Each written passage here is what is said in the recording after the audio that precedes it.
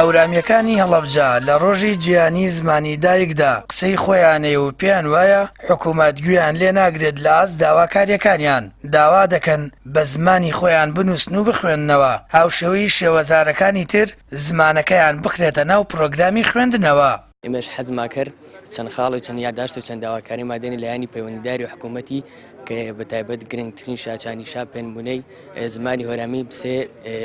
زمانەکە ینی بسە دیالێکتەکە تری زمان و کوردی جەبوارەکە وەنێنێ بتاومی جەبوارەکە وەنێنێ بسە بوو بە منهەج بەتایبەت جە قۆناغەکە وەنێ و سەرەتا قۆناغەکە وەنێنێ.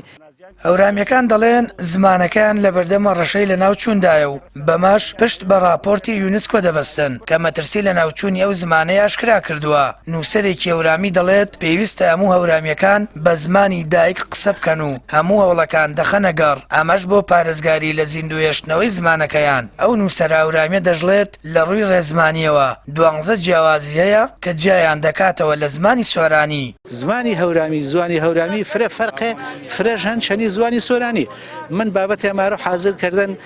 12 جیاوازی ڕێزمانیم ڕیزێکردنی هەکە فەرقشە هەن چەنی زوان و سۆرانی ئێجا کۆمەڵێ نووسەرێ تەرێت حتا ئەمین زەکی بەک جە کتێبەکە وشەنە نووسنش هەورامی کورد نییە کەمال فواد نووسنش هەورامی کورد نییە چەندین ڕۆژهەڵات ناسێجامێنێ پێی مەنتیقەرە ئەدمۆس و مێجەرسۆن و مینۆرسکی ئیجی بە هەماشەوە واتەنشە هەورامی کورد نییە زوانی هەورامی زوانی کوردی نییە جیان بەبوونۆ یاد و زمان و ئەوێ داوا کرد و چا ئەڵا هۆرامیە کە زەواج کراچن برا کوردەکە زمانەکە ڕستەنەکە وشە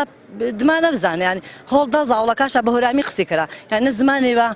دەزمونێ. لە هەمان ڕۆژداواتە لە ڕۆژی جیهانی زمانی دایکدا هەورامیەکان بە بەشداری پسپۆڕان و شارەزایانی زمانی هەورامی پانێڵێکیان بڕێوە برد و ئامانجیش لە بابەتەکانی ئەو پانێڵە زیاتر تیشی خستنە سەر پاراستن و هەنگاوەکان و هەوڵەکان بۆ ئەوەی زمانی هەورامی وەک زاراوەیەک بمێنێتەوە و قسەی پێ بکرێت. کە چوار بابەتێنێ بابەتەکەت سەر و زوانی ئەڵایی قسێکەرا بە تایبەتی زوانی هەورامی زوانی ئەڵایی گەرەکمانە بە هەورامیەکە وێ ماوانچمێ بە زوانی ئەڵایی وانە بنویسە بواناوێ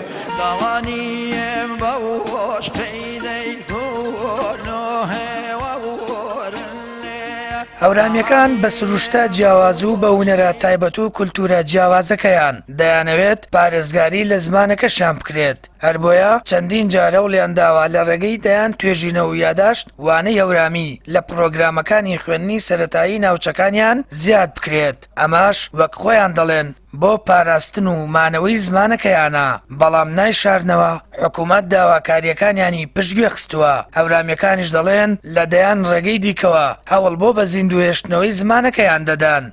سامان فەتاح کەناڵی ئاسمانی پەیام هەڵەبجە.